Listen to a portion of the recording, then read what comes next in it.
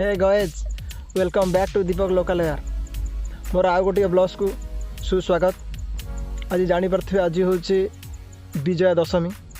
यही विजया दशमी अवसर में आपण को शुभकामना एंड माँ दुर्गति नाशिनी कृपार आपण जीवन सुखमय हो यही मोर कामना।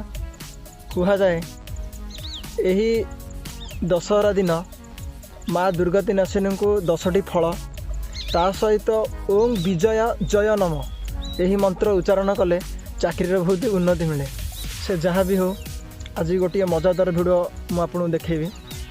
आम ग्राम ठू मात्र 2 किलोमीटर दूर रे केमिति बलद को पूजा अर्चना करी तांको साजसजा करी केमिति माने तांको दौड़ा जाए गाँ गाँ बुला जाए आपन को देखेबी।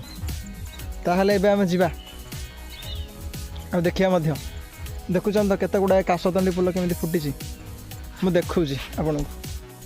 यही सब फुटेज आम ग्रामर नदी कूल रे देखुन तो केते गुड़ाए काशतंडी फुल।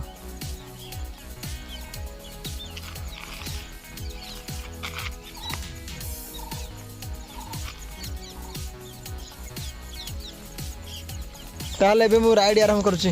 देखंतु मो बाइक स्प्लेंडर प्लस रे मोटो ब्लॉग हो। A few moments later. पूरा मतलब ठीक से उठा